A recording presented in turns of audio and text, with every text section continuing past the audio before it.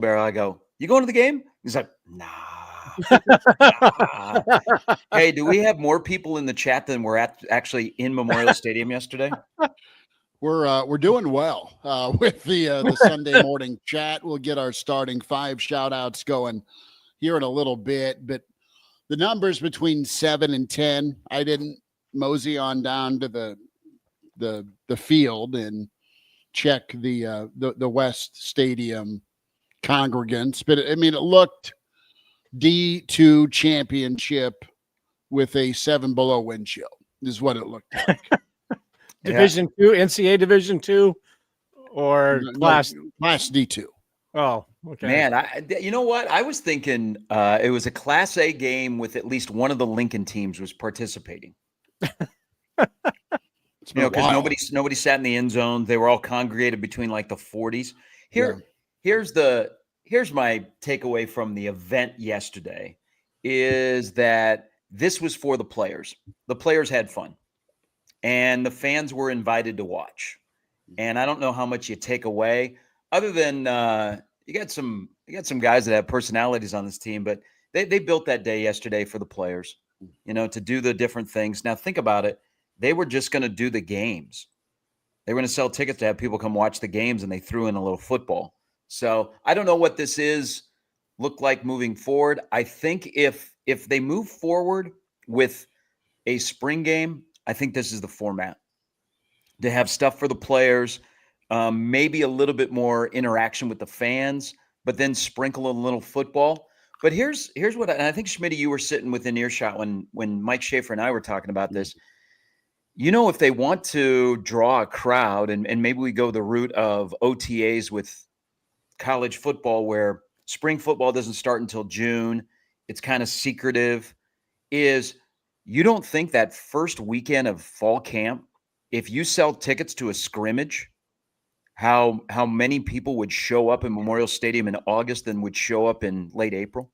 No, I think that I was in earshot of that. I was also in earshot of one of our favorites, Coach George Darlington, down at the end of the aisle. Oh boy, he doesn't like this format. No, George was there, and he looked up at me. He's like, "What is this?" Did nobody tell him? No, he's been at practice every day, and we love George. We've talked to George for years, and the reaction to what he just had this look on his face, or he's observing, and then our dear friend Mitch Sherman kind of wondered and said, "Look, I need advice on catching a punt. George, you've coached a few All-Americans. How would you do it?" And then George breaks into this story about, well, imagine you have a child in a burning house on the second floor. I'm not kidding. And there's a firefighter up top, and they're going to toss the toddler down to you. If you drop it, the toddler dies. And I mean, that's how he put it to Mitch. And did Mitch let that toddler die later that day? No, Mitch made his catch. Yeah. Good. I mean, I didn't. He's a hero. I didn't stick for the wing eating, and I didn't stick for the punts. I mean, I heard it going on as Sharpie and I were trudging back to the vehicles. But no, the word I have for yesterday, and again, you made a great point about who it was for, and that's what you need to keep in mind. It was for the players. If they had a good time, that's all that matters. And just as far as being there to see what it was, underwhelming. I mean, if that's how it is, don't need to be there to cover it and just kind of check it out. Now, listen, there were a few things you like to see. And again, not overblowing what it was in the context of, a handful of plays per quarter. But you got to see Christian Jones. The guy was around the football. He looked fine. Goldman and Hoofkin got after the quarterback a little bit. You saw Latif and Davila. You saw Dawson and Turch. I mean, those are some of the standouts. But football, there wasn't enough football to make it kind of stick. You just had little sprinklings of it. and then you had your competition. I like the bench press. I thought that was cool to raise money for teammates. Well, I was going to say, I think that teammates made more money yesterday than the Nebraska athletic department. Well, I don't know. The garage sale was well, vicious. yeah. Aside from the garage sale, the garage sale was probably a huge success with all of the negotiating for. Can I have this chin strap for 75 cents instead of the 85 cents? That's the worst. You've all been at a garage sale where the negotiations go on for things that are under $1. I get it. Okay. But good on Matt Rule for that spur of the moment. And I do believe it was a spur of the moment thing to put teammates in there. I thought Mike Eckler, look, I went to Omaha and did baseball last night. Shout out to Ed Service and the Creighton Blue Jays. But I tried to watch every video I could in preparation for this morning, and everything was field level. And as I'm watching things, it reminded me, and as Gary said, it reminded me of the school picnic, the final week of elementary school. The only thing missing was the water balloon toss, the spoon race, the three-legged race. Everything was from field level. You know, teachers are in the back behind a tree smoking a cigarette. So, like they Kristen Fairbury. Yeah, well, that's usually in the basement of the school, actually. But and Gary, again, we shared minor league baseball, and it reminded me of what takes place in the off season and during the season when they try to come up with whatever they can to get people to come to the game and have some fun, the bark in the park things, the whatever novelty. And famously, the St. Paul Saints, what they do, everybody throws things against the wall to see what will stick. And the St. Paul Saints always use things that fell off and were on the floor, right? But it had that, like, what else can we do that's going to engage people, that they can have some fun? And, you know, God bless them for trying. And it did look like the players had fun. The coaches had fun. Mike Eckler, I thought, was the star of the day for his enthusiasm for his bench press competition. But I think that they're going to look at this and go, you know what? This was almost like the COVID year where they got to figure out, we got to make up something for, let's play in a bubble. Let's play in the hotel lobby and crown an NCAA volleyball champion. Let's come up with something. But I think next year they're going to get back to it and go, we got to play some ball. Let's have some fun with some things at halftime. Good Lord, let's bring back the drug-free pledge. See if kids are interested in that. But they got to get back to playing a game, because I think the bottom line is the bottom line. And what kind of money did they bring in yesterday? And not very much. Well, that's one option. The other option, though, is if the paranoia around the portal continues and all these big checks keep flying around, and we'll see what happens in the the revenue sharing era. But the other option is just to do away with this day altogether. And if you compare doing away with yesterday altogether or doing what we had yesterday, I think moving forward, Husker fans would just say, let's just not have the day. It's good to get back into Memorial Stadium. It's good to see some football, but we didn't really see much football yesterday. 7,000 to 10,000 people showed up. It's just like, I mean, there's no reason for me to keep it going if you're not going to be playing real football and not seeing some actual guys that you're going to see this fall. And I don't think we saw anyone yesterday that we're really going to see this fall. You're not going to have folks continue to show up. Yeah, that's it. I mean, you do a repeat of this year next year. James says yesterday was an entertainment-free pledge. Wow. I thought it was entertaining. What I saw, again, I wasn't there. You guys endured it. What I saw, you know, were fun field level videos. You know, there was nothing. They must have had police keeping people out, you know, making their phones go down. Wow. I don't know, but it looked like a picnic. I hope that you can move forward and put on display your backups versus the other guys' backups, and someday bring Iowa State, Kansas, Missouri, K-State, do the inter scrimmage thing where you have an opponent you're playing, and maybe not your stars, but some of your other guys. I know that's been floated. I know that was shot down between Syracuse and Colorado, but I think folks would come out and see that. Or you go to an August situation, like you said, Gary, and you have a paid open scrimmage.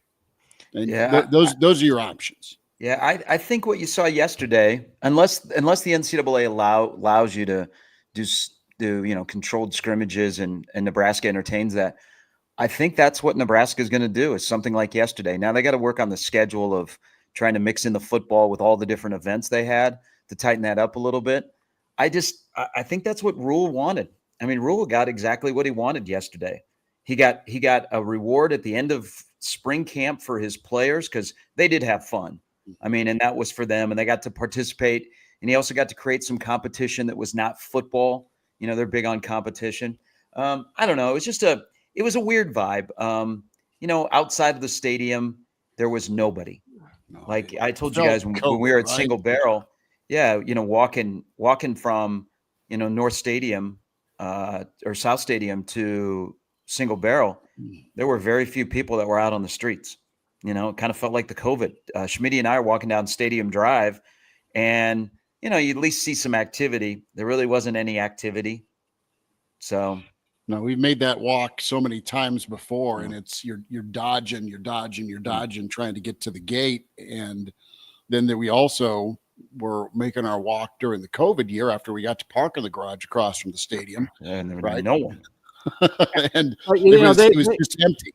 They had limited time to do this, to put it together. And if they are going to move forward, I would assume that they're going to have a pretty significant debrief tomorrow and figure out, okay, is this what it's going to be 364 days from now?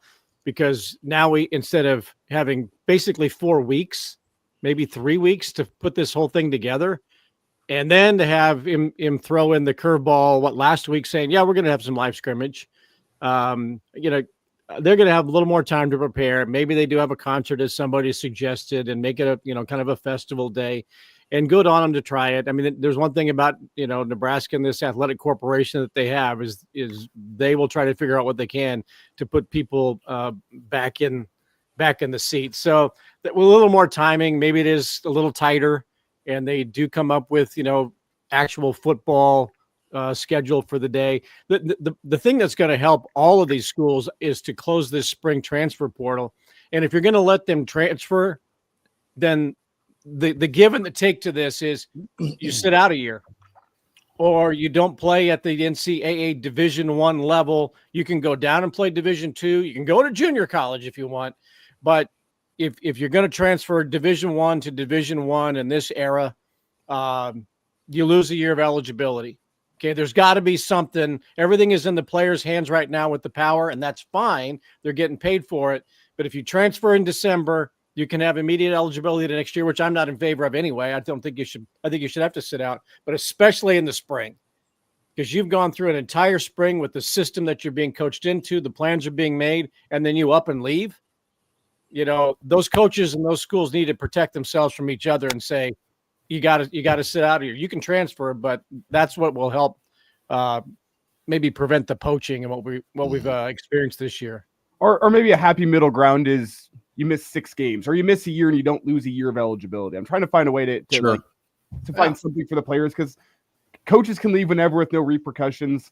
Players leaving with no repercussions is open to a whole can of worms. That being said, it's unfair to them. So maybe it's a couple games. You have to sit out the non-conference slate, or you have to sit out 6 games and then you get to play. I don't know what the solution is. I'm with you, Bill. Something needs to change. But I also think you can have a day in Memorial Stadium, as Vince was saying earlier, without having football. If you're so worried about the people coming in and poaching your roster or people getting hurt, he said have a stadium in the concert. Yeah, I agree. And have some football themes in there.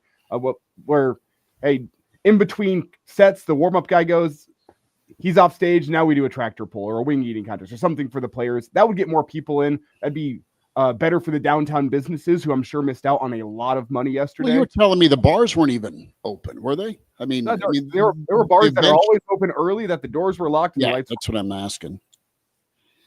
So I think, here's, so, what Bill was saying about a staff debrief, and there were a lot of moving parts yesterday. So kudos to everybody in the athletic department put that on, because you had your head on a swivel. But remember it was, I think it was Scott's last spring game where they just did a bunch of thudding up, and Trev fielded angry call after angry call about, I paid for that and that's not football. And one of the things he said to Matt Rule is, hey, when we're putting together the spring game, give me some football. It doesn't have to be full on football, but our fans want football. This is a unique place. So, I'm sure fans will have a lot of feedback of the people that were there, what they saw, because let's also be honest, when they did go with the scrimmage stuff, Schmidt, you can attest to this. It didn't feel like real football. I mean, they still hit and they still tackled and the quarterbacks were live, but it was like secondary. Well, you're waiting to get from the second quarter to the tractor pull or the tire spin or the weightlifting competition. Right. No, the football was, and there weren't a lot of guys that played either. No, and I mean the football, the level of it was very drastically different than you've seen in past spring games. Was it NFL Pro Bowl-esque? No, the quarterbacks were live. I mean, there were a couple of times that Sukup got drilled, got buried. Yeah, I mean, so it was that, but it just, I don't know. It was almost, they were trying to get through it as quickly as possible. It was very basic too, which is fine with the play calls. I mean, you had it was like you were playing Tecmo Bowl with about 4 plays to choose from. That's true. And they threw the ball a lot. Yeah. There wasn't a lot of run game going on. We'll get our starting 5 shout outs here. Good to have you on the Sunday Live Average Joe Sports Show. Gary Sharp, Bill Doleman, Elijah Herbel, Chris Schmidt. And before we get to the starting 5, can you read into the fact, do you think that means Nebraska has something up their sleeve with their rushing attack this fall? Because whenever you see a Dana Holgorsen offense, you know what the passing attack is going to be. He's got his core principles. Do you think that means they're trying to keep some of what they have with their running attack with Emmett Johnson a little bit secretive? Am I reading too far into that if they don't want to show any of that in the spring game? I just think they were just trying into it. I think they're just trying. Yeah. They were just trying to get to the wing eating contest. Is what they were trying to do. Because they basically ran. They ran about the same 3 or 4 run plays. Uh-huh. Yeah, and also the offensive line. They don't have. They were near the bottom of offensive linemen that were playing. And that's the same thing. Like, I don't know if anybody will make a big sweeping generalization about the wide receivers, but, it wasn't outside of Jaden Doss. There weren't a ton of wide receivers that were involved that you recognize their name. Yeah. Who, by the way, Jaden Doss looked pretty good. Yeah, no, he did a couple of touchdown catches, and that's where we go with that. And you see your gap with your starting quarterback hitting a half quarter with a football. Going swish, and then you see your new guys on campus here trying to kind of get their feet wet, and there's live action, make a completion and avoid a rush. If there's one of a couple of observations I would make is that they need to keep Dylan healthy. Yeah. That gap. I mean, Gramstad's a great story as long as he's not in a skills competition. I mean, the young quarterbacks have big boy arms, but their decision making, throwing into double coverage and that's going to come with more reps. But Dylan, who is much larger than he was at the end of last year, I mean, Dylan is a thick guy. I mean, he's a big boy. They need to keep him healthy, and keep your fingers crossed that he plays another 13 games. Yeah, that's. Because there's no doubt, Schmidt, you saw this. There is no doubt there is a major difference between what QB1 does and QB2. QB2, QB3, QB4. Yeah, it's my God, they got to get to the transfer portal. Well, we'll get there in a moment, fellas. We'll also have some draft/undrafted free agent recap. Welcome to keep chiming in here on the Average Joe Sports Show Sunday Live on the stream. Like and subscribe to YouTube. Appreciate that. Corn Raider checked in early this morning. Was a little bit didn't annoyed. like my Dion and Shador blowing up the amateur model. Yeah, annoyed on that part of yesterday's pregame tailgate. Eat beef here from Northeast Nebraska. Uncle Larry checking in. Uncle Larry, good to see you. Kobe is here. Eric saying good morning, fellas. Bruce from Spearfish.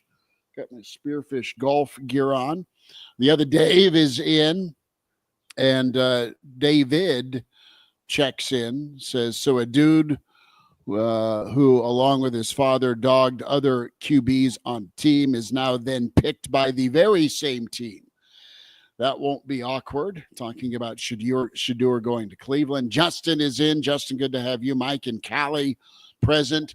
Yes, it's been a while, but Elijah's Soups trainer is back. Welcome back. Elijah's had me in detention for a few months. Yeah. How about the garage sale gear? Captain is here. Appreciate Captain checking in. Arlo. Bob is in from Nashville. Brent is here. Anonymous. Laying out some draft data. Nebraska's had 13 players drafted the last 9 years. Michigan has had 13 players drafted, had 13 in 2024 alone. Ohio State had a good day. They were working on 15 yesterday. Captain, his assessment of Husker Games. Caddyshack 2 golf tournament was on full display at Memorial Stadium yesterday. Patrick is in. Walter from Philly is here. Coach Brandon checking in. Jeff Snitley. Good to see Jeff Snitley yesterday, part of the Boulder Peace Treaty. Comments on volleyball. Says the volleyball team looks stacked. Yeah, DBK going to have a hard time keeping them all happy. Just to win, baby. Rocco in. The other Rocco. Good to have you, the other Rocco. More of your comments. Levi is here. James is checked in. Game Dog is in. Brian is here. And Dave and Charles saying what's up, along with Vince. Black Hills Brennan is here. And we'll get to more of your comments in the stream. So puts a bit of a bow on the Husker games yesterday. I am curious if anybody in the stream did go to the garage sale and what kind of deal they got. And what was left after what thousands of people were in line. Yeah. If anybody got a decent deal on that, on anything or anything unique. I didn't go. The reviews were pretty good though, Sharpie, from the folks we talked to that went. Elijah, you know anybody that went? No. Elijah's just here so he don't get fined. I'm giving you the honest assessment. The honest assessment from Husker Nation is not many people were going, including none of my friends. So, but volleyball looked really good. Volleyball is great, and a lot of people went to volleyball because you know what happened? They played actual volleyball. If they got Andy Jackson, if they're setting D balls for Andy Jackson, if she's from the back row. Good luck, everybody. Harper Murray now has a jump serve. That one-handed jump serve. I mean, hello. Yep. So let's talk about Nebraska 2025. We hit Schmidt's volleyball quota for the day. No, that's you guys can keep going. It's totally good. I just didn't see it. I had prom duty last night. No, those were the main takeaways. It still looks like a dominant Husker volleyball force. And you had a cool moment with Andy Jackson and John Cook after the match. I'm not sure if you saw that one, where John introduced himself to Andy in the post-match interview. Hey, it's Coach Cook. Oh, I know. That was a fun moment, but sorry, Schmidt, back to you. No, that's fine. You can keep going volleyball. I do want to ask, after what you heard and what you've seen a little bit now, additions. I know the portal is closed, but that doesn't mean folks aren't in the portal looking. So if you're Nebraska, let's have a hard conversation. We spent time about Marty Brown yesterday. Do you add to the running back room? Do you add to the defensive line room if you're Nebraska? Do you add to the special teams room from a punter standpoint? I think you do. I mean, rules kind of hit at that. They'll look at that in the summertime. But right now it's, all right, your next move, aside from the staff meeting for what's next for the future of the spring football discussion, you're also figuring out who's gone, who's here, and what you can add. And, you know, if Nebraska wants to, I don't think you ever say no to extra bodies, fellas, on the offensive, defensive line. I think you also look at special teams. And I think the running back room. I mean, I think a guy like Marty Brown would do that position group well and add to it. That's kind of where I'm at, and I know you're still in flux with what your number's going to be. I feel like 120 is going to be where everyone kind of centers in on. So you think they start moving forward with that at some point? I think, everybody's waiting on Marty Brown, and then the punter, which is a necessity. I don't think they're going to do much. Really? I think they really like their roster. Okay. They don't. I don't think they see gaping holes where one guy's going to come in and fill that gaping hole. I think any questions they have, they feel like can be answered, but with their current roster. So I don't think they'll be super active unless something falls into their laps. Okay. I think they're content with what they have and moving forward. Of course, if Marty Brown says yes, that's not like they're going to shut the door, and then they got to go get a punter. But I think they're kind of just in a monitoring mood. If somebody's out there, we'll pursue, but we're not going to be the pursuer. I think the punter thing is the main thing in the offseason, and all that is what's the timing of this? Okay, let's get through spring ball, and now let's book our flight, Mike Eckler's flight to Australia. Give Jazz Shelley a call, see if she knows anybody playing on some Australian rules football teams that she grew up with. Have her talk about her experience in Nebraska and book a return flight with somebody back to Nebraska. I mean, I think that's probably as simple as the recruiting is going to be. I'm sure they've got plenty of VHS tapes from down under of players who, who might be willing to come to Nebraska. And look, Amy Williams has got a pipeline down there and has had for a couple of years. There are plenty of people down there that could say, yeah, I had a great experience there. You ought to go to school there. They're probably going to compensate you pretty well because they need a punter. And Mike Eckler will find his ambidextrous punters so that Nebraska will be unique in the punt game. So I think that's the whole priority for them going forward is who's going to be doing the kicking and when can he get there. Yeah, and it's so quiet on that front. You have to think that Nebraska already has their guy circled. Yeah. And in timing, Matt Rule said summer. I'd assume that means they're either going to be graduating with what they're doing in Australia or they're graduating at some school here in America and they're going to make the grad transfer this summer. That's what makes sense to me. They already have that guy circled. They already have that guy identified. It's just a wait and see. Something has got to be done from behind the scenes from that person. And then once that's done, I'd assume it's graduating whatever they're doing. They will be in the fold at Nebraska. Just because it's so quiet on that front. When it's quiet on that front, that means Nebraska already has what they want ready to go. They're just waiting. So do you anticipate any surprises or wow names on the roster that will no longer be on the roster? Guys that are in the portal that, all right, you could have seen a guy in the mix for, second, third team that moves on. I'm not asking for specifics, but we know that there are some rooms that are heavier than others from a secondary standpoint, because publicly you only had 3 guys depart the team. Yeah, I think offensive line and defensive back, you're probably going to have a couple of departures, maybe a true scholarship guy, and then maybe, a walk-on who gets mentioned a little bit. But I don't think, the guys that did not play yesterday, I think they're all secure. Mm-hmm. I just don't think there'll be mass defections. Everything that you talk to everybody that's been around spring, and then whether the past week, Matt Rule or Pat Stewart, they think it's a solid roster. Mm-hmm. No, they do love the roster. Guys, let's get to the NFL draft here. We are appreciative of you checking us out here on Sunday live with the Average Joe Sports Show. We were on live yesterday when Ty got picked by Philly. We had some response to that. It's just a good landing spot for Ty Robinson in Philly. You fast forward a little bit towards the end of the Husker games. It was Thomas Fidone time. He slid a little bit. We were thinking maybe 5th or 6th, but ends up going early in the 7th round to the New York Giants. And good for Fidone.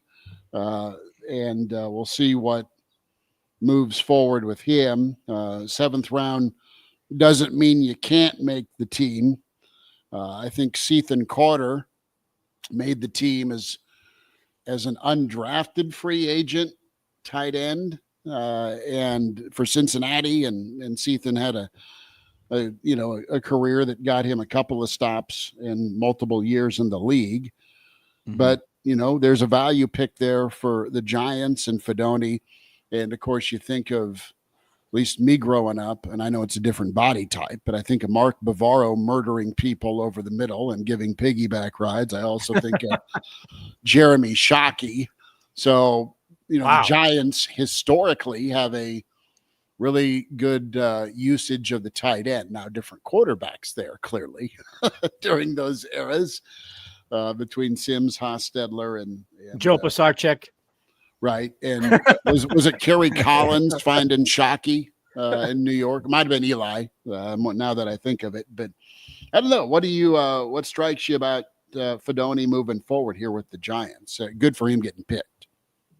I think it's a good spot for him, because you can tell that some of the comments that came out of the Giants front office is they have done their due diligence on him, from the medicals to what he can do.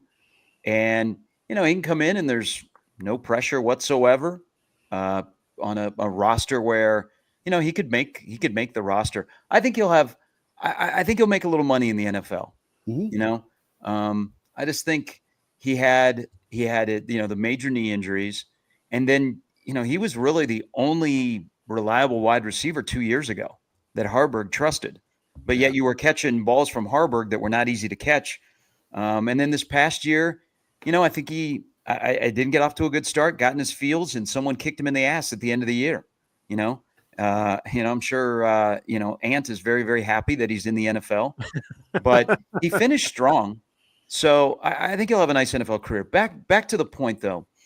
Because didn't Maryland have 5 guys drafted yesterday or over the weekend? They did, and they went 1-8 in Big Ten play. Yeah. So, thank God Nebraska had somebody drafted, or, we've gone on a stretch of a couple of years where they haven't had anybody drafted. They got to start developing guys. If the recruiting rankings tell you that you are bringing in a 20 to 25 class every year in terms of the team rankings, then where are those guys going? Do they stay? Do they go away? Do they not develop? Nebraska, look at Sarkisian. Texas they were wandering in the Sahara with NFL guys, and you're like, this is Texas. Sarkisian gets there, and their influx of talent, not only at the recruiting, bringing in high-level guys, they keep them at a high level. They're now into double-figure guys like a couple of years in a row, and they might have the number 1 player taken next year in Arch Manning. Yeah. So the development piece for Nebraska needs to pick up, because it benefits you on the field in your current state of college football, but NFL guys. And you need to win. I mean, NFL teams are attracted to teams that win. That goes against a little bit of the Maryland stuff where they're 1-8 and they got 5 guys drafted. But if you're on the fence about a guy, if he's playing on a team that knows how to win, that might sway it. But they got to be better at their development, because even next year, the guys that could be eligible, there's no one that you go, ooh, they're going to be a day 1 or day 2 guy. It's a wonderful two-way street to have, where you're sending guys to the NFL because they're good. They got to you good, or you helped make them good. And then they're in the NFL, and that is a wonderful advertisement / beacon for your program. Yeah. You help one another out. And that's how it always was for years and years and years. With, by the way, you end up getting drafted because you're a good football player by going to Nebraska. And the best advertisement for the decade of the 80s was John Madden doing a San Francisco game, because you had Rathman and Craig in the backfield. Yeah. And Jamie Williams. And Jamie Williams blocking on the edge. It was good. It was really good. You get more talent in, you're going to presumably win with that said talent. That talent goes to play on Sundays. And then there's more than just Levante David carrying the flag for you on an NFL roster. You had your Sioux era. That's been done for a little bit. And now what? It's really just Levante. Who else can be next for you on Sundays at Nebraska? Didn't I hear Rule say in a press conference last week or 2 weeks ago that Fedoni was contemplating or wanting to come back, and it was Rule who said, "I think you ought to go." Yeah, he didn't want to. Yeah, and so the fact that he got drafted, you only got 7 rounds now. Back in there used to be 12, right?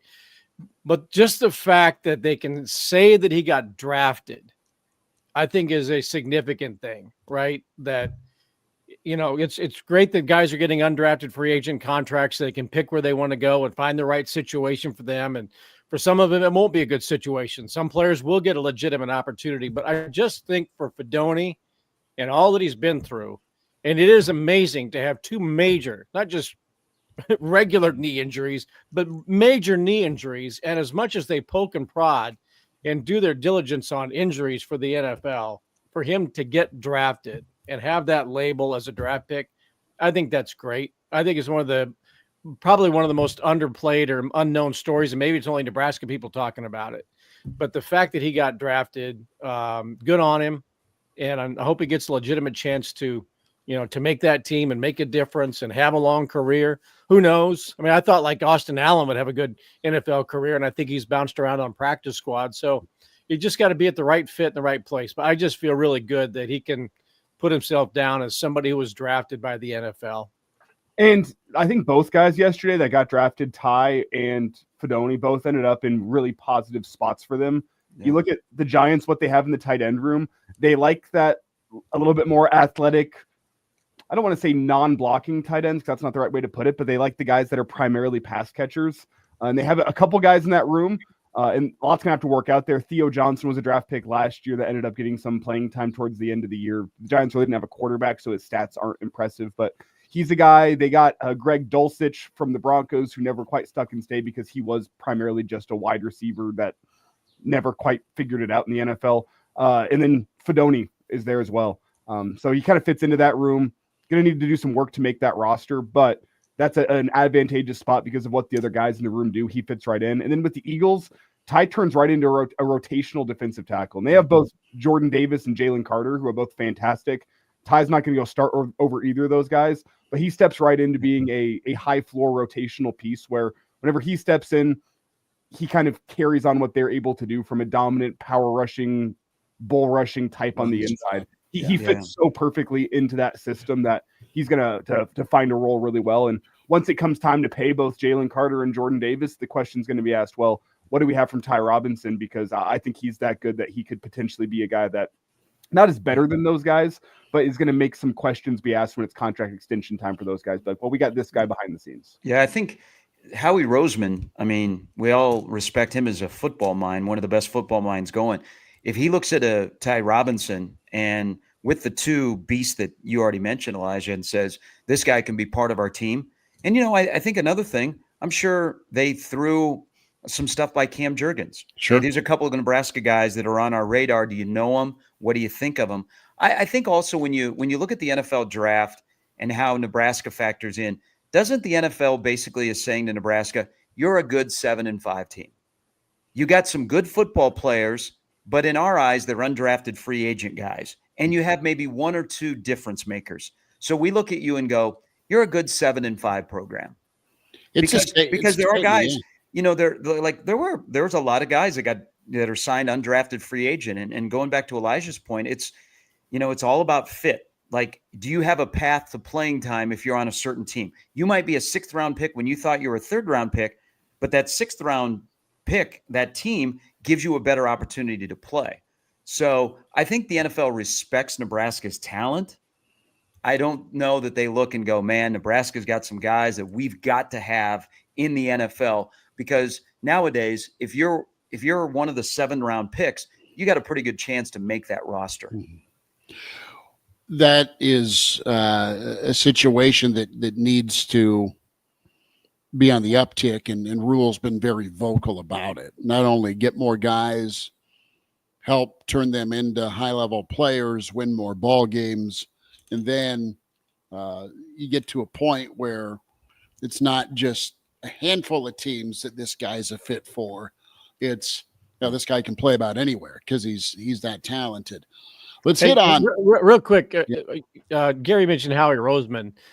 The other day, Patrick Stewart met the media for the first time, and a lot has been made about his tenure in time and the Patriot way, and 18 years in the NFL and primarily with the Patriots and all of that. But he also mentioned during his press conference that he does have a background with Howie Roseman, who right now in this era of football is the hot general manager. And with what the Eagles have done to develop themselves under Nick Sirianni for the last 5 years or so, and he's been there for a long time. But when Patrick Stewart's mentioned that he had worked with or worked for Howie Roseman, that perked my attention, because I'm thinking if he has an understanding of the old Patriot way, and I say the old Patriot way from like 4 years ago, and then Roseman's understanding of building an organization and finding talent and helping to cultivate that, you bring those two mentalities and those two backgrounds to Nebraska. I think that was a really significant statement that he made, and it was almost in passing. And I didn't hear anybody mention anything about that. And so for them to, draft Juergens when they did, put him behind Kelsey, give him an opportunity to grow, and now he's wearing a ring with a Super Bowl. And then you have Robinson understanding, he probably has developed pretty well at Nebraska. So we think he's going to be a good fit for the future of the Eagles, even though he's 24, 25 already. But I think Patrick Stewart's background in the NFL with the organizations that he's been with and the mentors that he's had, I thought that's an incredible get for Nebraska. And then I'm also thinking, why on earth would that guy leave the NFL to get into this thing? Because he talked about, I'm used to evaluating 21, 22-year-olds, and now I'm looking at 15, 16-year-old prospects and what they're going to be like in 3 years come signing day, and have to worry about NIL and all this. But good on Rule to find a guy who was willing to come here with the background that he has in the NFL.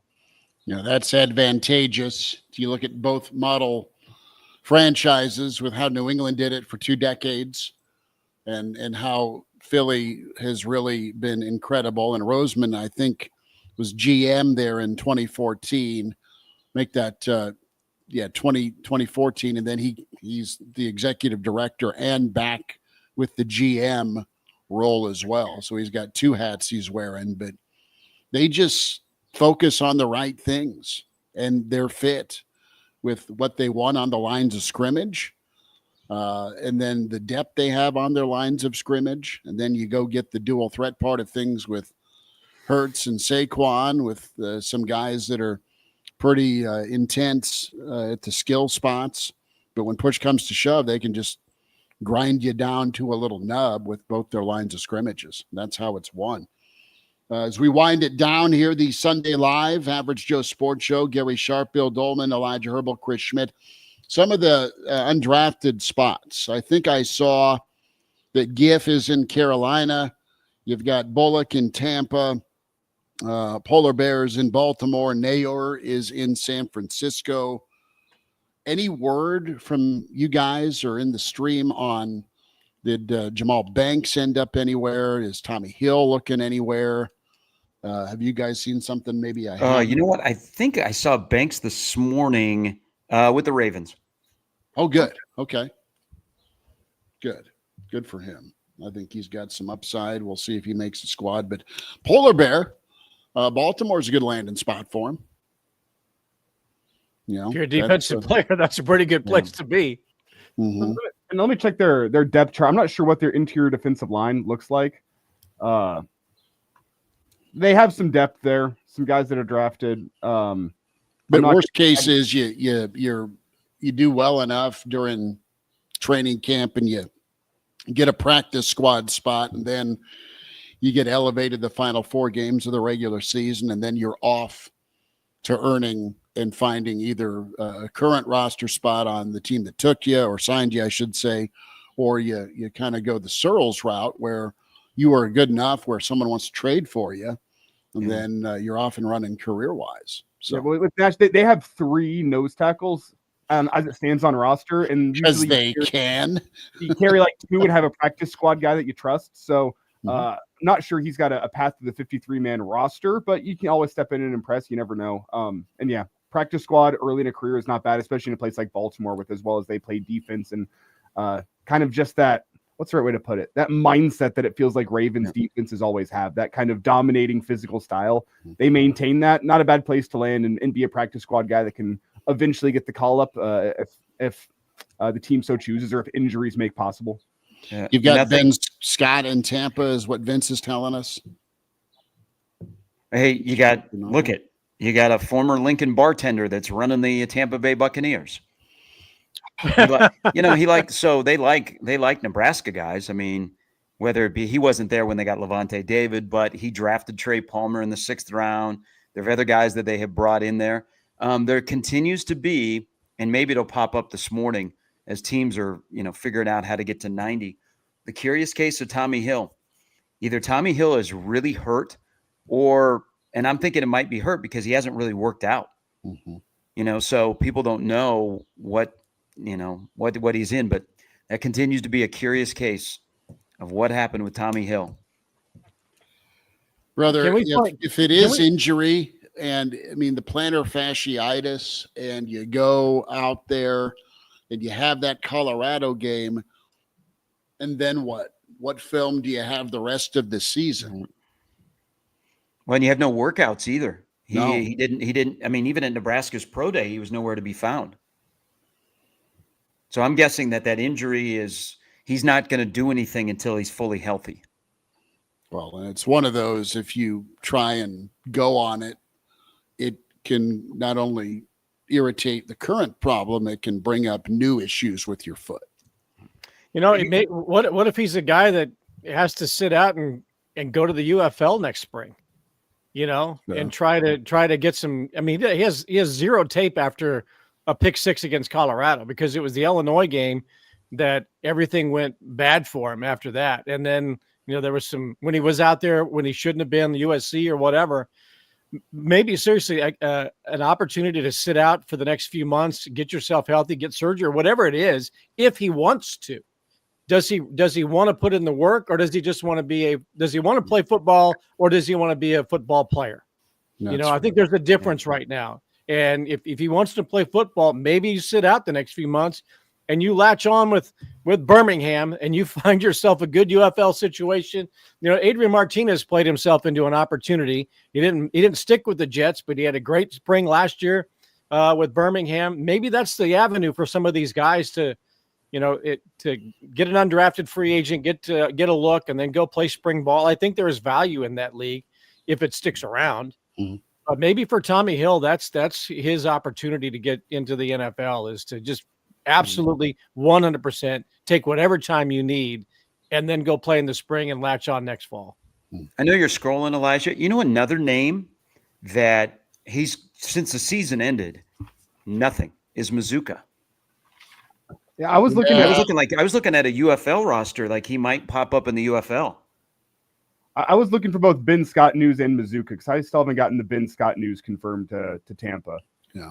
So I'm not sure where that. Oh, there it is. I got it from a Bucks reporter. Greg Auman has reported that. I can't confirm Ben Scott. And yeah, I also have not heard anything about Mazuka from a pre-draft process. I think he worked out at Nebraska's pro day. Yeah. Don't know how that went by any means, but no, I've heard nothing on the Mazuka front for here's what I think we understand is I think he was playing with a beat up labrum last year, to be honest with you. And you had that, and then he was hit or miss with how much time he got during a game beyond the injury situation. You probably had a personality conflict perhaps with your position coach.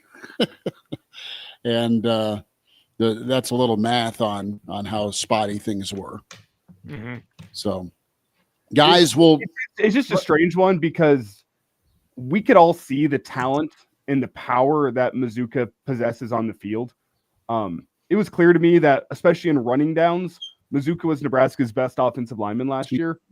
Yeah. That physical presence that he brings, if he finds a spot, I think he's going to impress some folks in the NFL. The question is with the multiple schools he was at, and I mean, we've seen the fist fight on film from Florida.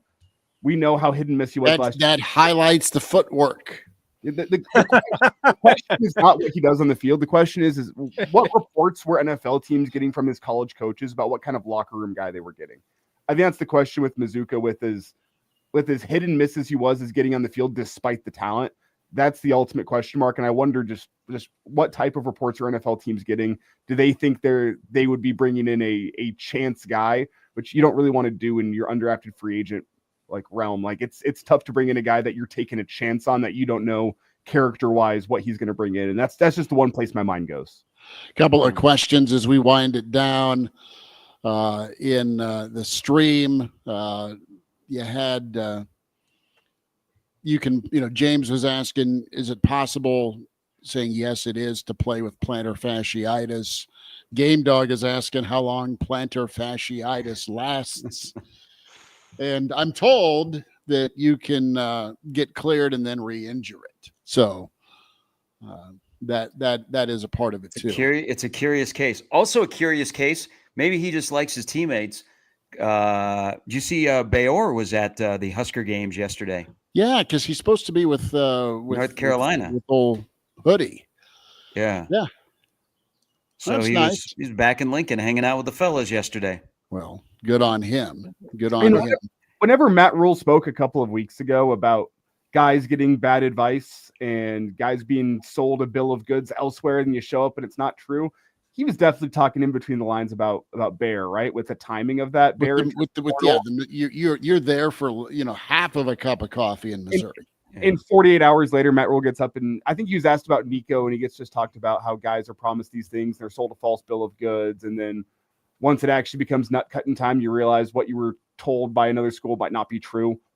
That it felt like he was in between the lines talking about Bear, and you wish him the best. I think it's not a coincidence that Bill Belichick's the guy that's come into this Nebraska football facility, I think twice now, and talk with the coaches, learn from them. I don't think it's a coincidence that Bear ends up at a place where Matt Rule has a previous relationship with the head coach. So I don't think he's speaking bad about Bear. It's just a reality in college football. Other coaches are going to tell you things, and then you show up and they might not be true. All right, couple of my thoughts at post-draft. All right, real quick. Does anybody realize that Quinn Ewers made more as a high school senior at Ohio State than he's going to make in the NFL? Well, and look at Shadur's deal, right? Well, that's my other question is because Ewers made $1 million leaving high school early to go to Ohio State and not play. And now he's a 7th-round draft pick of the Miami Dolphins, probably making a couple $100,000, as we all know, by Brock Purdy's contract with the San Francisco 49ers. So Ewers made more money as a high school senior at Ohio State than he's going to make playing pro football. Secondly, does Cleveland have Shadur and Dylan Gabriel room during training camp, or does Shadur room with Joe Flacco during training camp? I know who he doesn't room with. So just curious, how are Dylan Gabriel in the portal? Hey, that Browns draft room, it looked like a hostage situation. It looked like there was somebody behind the camera with the gun.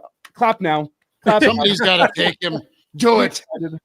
It's like a studio audience when they put the sign up. Okay, clap for the host. Yeah, and the working theory that I tend to believe is that they reached on Dylan Gabriel on night 2 to make sure that they couldn't be held hostage, be forced to take Shadur Sanders later on. And then I think Jimmy Haslam probably stepped into that room and said, all right, gentlemen, ticket sales time, interest time for fall camp. We're taking Shadur Sanders. And they said, okay, sir, I guess we have to do that, but we're not going to be happy about it. I don't know. From where you get, like, value-wise from the football player that you're getting, I think you got great value there. The question is the sideshow carnival that comes along with Shadur, is that going to be worth it? And we'll find out come mini camp and fall camp. Vontae Mack, no matter what. Hey, you know that the Browns will be like national TV for their preseason games. That's what I'm saying. Like, hey, you're getting some interest if you're Jimmy Haslam stepping in that room saying we're taking Shadur here. And did Johnny Manziel give approval for Shadur Sanders to wear number 2 in Cleveland, like Warren Moon gave to Cam Ward in Tennessee? Well, does that one Browns fan that has the jersey with all one Browns all fan. the different quarterback names? I think those are sold in the team shop. Let's be honest. Which name goes up there first? Is it Dylan Gabriel? Is it Shadur Sanders? Because he only does it for guys that start games. Lock it in.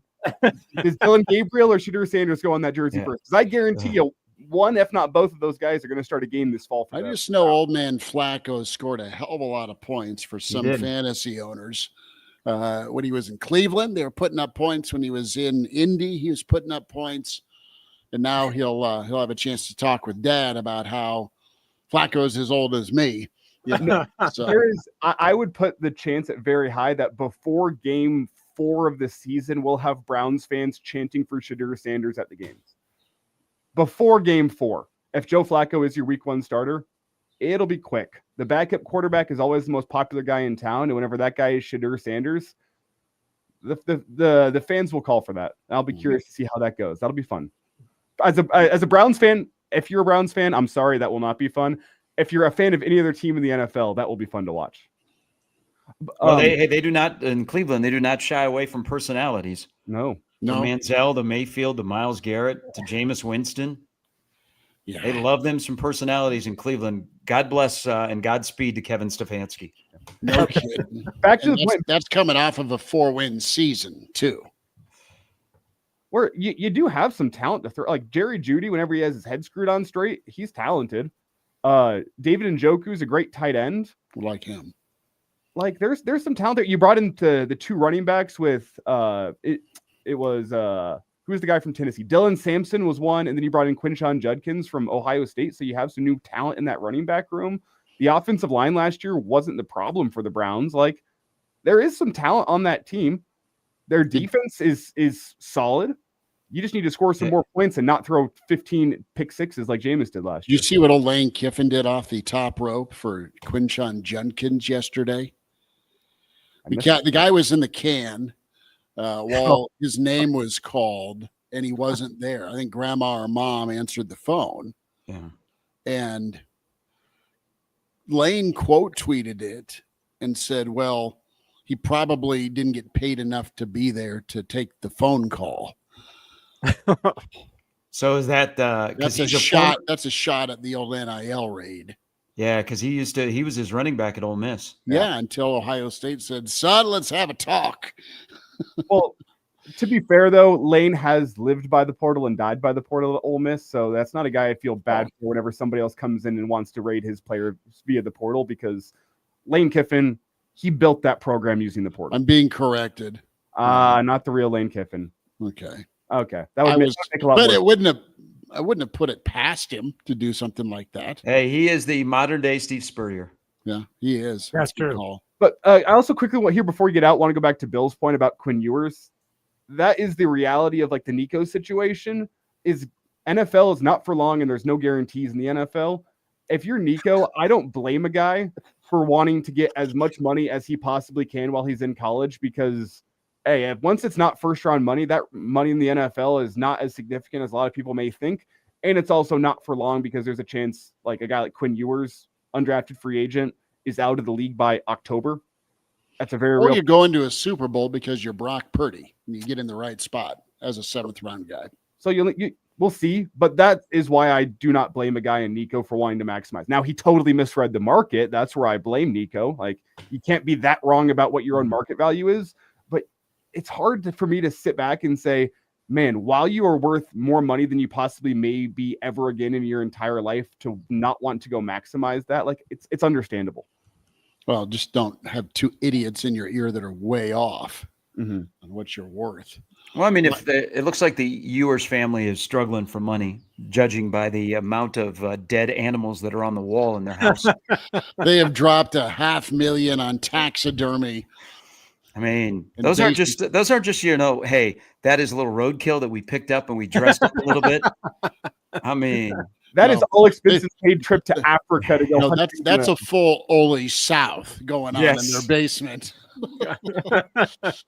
So you got to be cognizant, man. If you're going to have a camera in your house for your draft party, you better have a nice house or go to somebody else's that is nicer, because we all judge everybody's house. Yes, we do.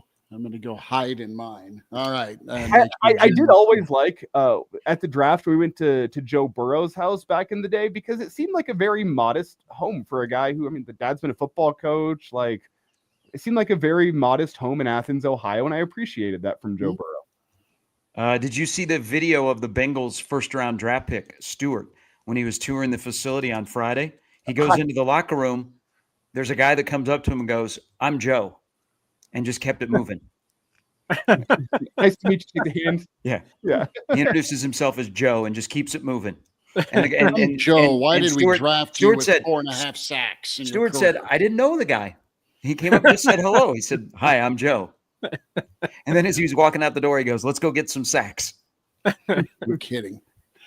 It's Gary Sharp, Bill Doleman, Elijah Herbel, Chris Schmidt. Thanks for tuning in to the Average Joe Sports Show Sunday Live. Back at you tomorrow locally in Lincoln on KFOR. Catch Gary and Matt at 6 a.m. on 1620. Bill Doleman, the Pride of Fairbury, Elijah Herbel, and Chris Schmidt. Subscribe, like, tell a buddy.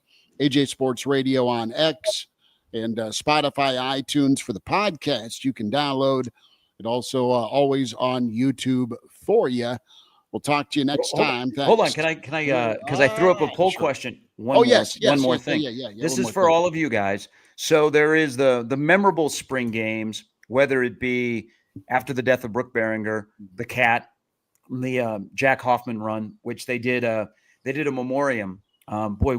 Husker Nation lost a lot of key people in this past year. And they had Jack Hoffman and Greg Sharp right next to each other on the video board yesterday. So you have like the favorite memories of like touching moments of the spring game. How about you guys help me here in ranking the 3 oddest spring games? 2012, when Jim Cantori set up inside of Memorial Stadium. 2020, because of COVID, when Greg and Matt did the video game, or the Husker Games yesterday. The weirdest ever was the weather event where you're hunkered down, right? And then it doesn't happen because Noah and his boat flew by Lincoln. Yeah, 7th grade Elijah was very disappointed by that one. He was looking forward to that spring game, and it got canceled. That was tough. 35-year-old Chris Schmidt had a great day. 2020 is in its own little special hell because of COVID. But yesterday was just weird. But not as bad or weird as, Mother Nature's giving you 2 middle fingers, no game. So 2012, to have it materialize where the weather came through, and is my vote. But it allowed me to go do other things and have fun with some people. 2020 takes the podium as being the worst because it wasn't even like there was no NCAA football game. They were playing like a 10-year-old video game at that point. Yeah. And they like tried to make it seem like I can't remember who were the guys that they had playing each other, but it was the computer playing the computer. From a guy who knows that NCAA football game, that was the computer playing the computer, and they tried to make it seem like it wasn't. And I'm sure they ran that simulation 100 times to make sure they got the most exciting result. That one was rough. Husker Games yesterday probably goes number 2, and then you go back to the monsoon 2012.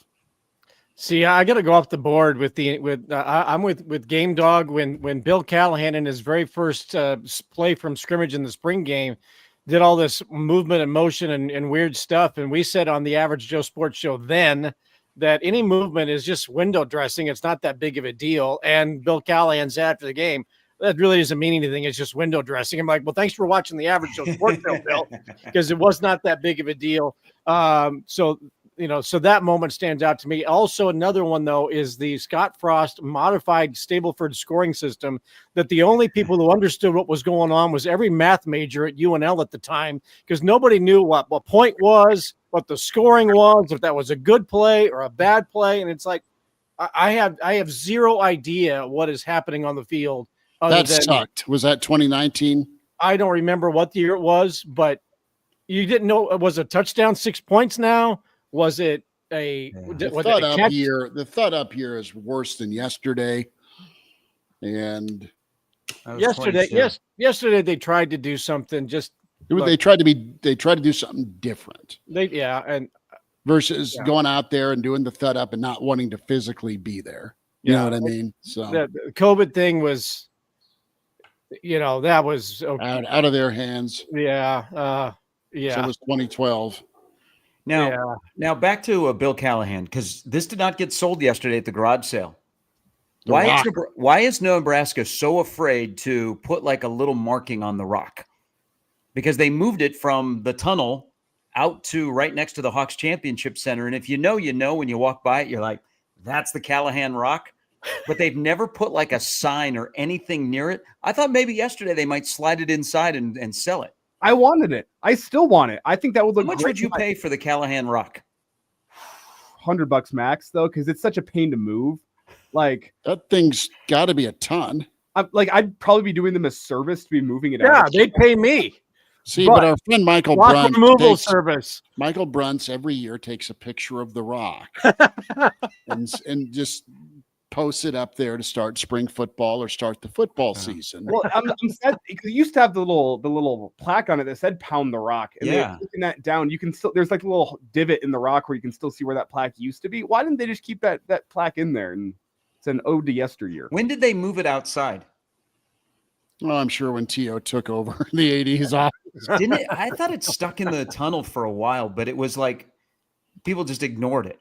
I thought it was like the end of the Pliny era where they moved it out. Free headstone available. Okay. Wow. If your favorite era of Nebraska football is the Bill Callahan and we'll throw in the Mike Riley and Scott Frost eras too. If that's your favorite era of Husker football, have we got a free headstone for you? Hey, but if it's a diehard Husker fan, if that path there by the Hawks Championship Center up to North Stadium, if they walk by it and they can tell the person they're with, you know what that is? That's the Callahan Pound the Rock. You are a diehard Husker fan. I will take more offensive linemen Callahan brought to the program. Hey, Bill Callahan and his staff could recruit. Mm-hmm. I got some dudes to Lincoln. Yes.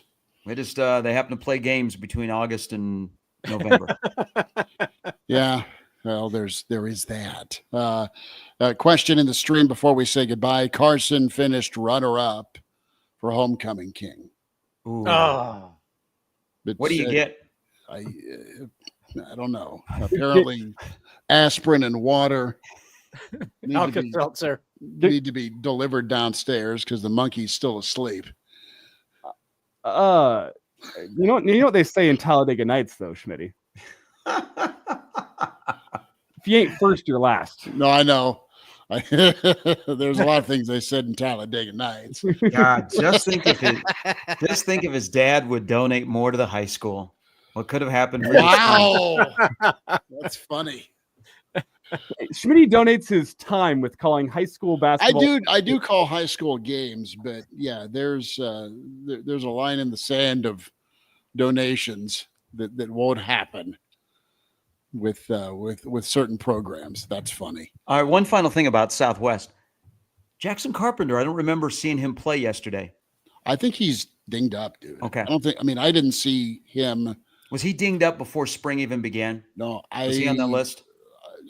I don't know when things happened, and I don't want to speak and break HIPAA here. I just think there's some things that he's recovering from. And I don't know when that happened other than he went into spring ball, didn't he? Practicing. Yeah, he's an early enrollee. Right, yes, because he wasn't. Carson and his buddies ran around with Jackson a little bit, and he wasn't even at the prom pictures. Mm-hmm. So at least where they were at. So let's end this whole spring game discussion here. Do you guys have an MVP from yesterday? Eckler. I will go timekeeper. I will go Mason Goldman and Christian Jones. Good work. Christian Jones looked like he belonged yesterday. Yeah, he playing was linebacker really good in coverage. Yeah, tackling. Yeah, that's fair. Brandon Meyer and his staff are putting together something in a short period of time that tried to get folks entertained on a Saturday afternoon in Lincoln. There you go. I was going to go any fan who showed up at 4 a.m. for that equipment sale to get everything. It's fair. Well, and then the fan that brought their own garbage bags that were walking out of the championship center with gigantic garbage bags full of crap. Yes. I'm going to go with Vic's take, the long snapper, the MVP. I heard that. I heard there were good reviews. He was left nipple, right nipple, third nipple. We probably got to wait. Hey, on brand, Mike Eckler or not, the first extra point attempted yesterday got blocked. What a hell of a job to teach field goal block. Yeah. That's how you're going to spin that. Yeah. We got the place kicking. The place kicking competition into the summer will be interesting because Hole and Alvano both kicked yesterday. They looked way better. Yeah, Tristan looked a lot crisper. Mm-hmm. So he's healthy. So this will be one of the first times that he's been this healthy this long. But they got to figure out the place kicking because Brett Maher was the best place kicker that Nebraska had yesterday. You know what that and means? He was in street clothes. You go Dave Burke, McCashland, and just do the old jersey switcheroo. Well, it's not a retired NFL guy kicking as our starter. No, we don't know what you mean. Mar was kicking in a Hickey Freeman suit and a pair of Cole Haans too. So he was an idea of how bad it is. He was in shorts, t-shirt, and I think he had cleats on, but he hit a 63-yarder. Yeah. Just like he did in Big D. That's all. Oh, except that one playoff game. No, I know. Sharpie, enjoy your Sunday. Bill, be Thanks, good. boys. Elijah, appreciate you. Chris Schmidt, thank you all for tuning in to the Average Joe Sports Show Sunday Live. Talk to you next time.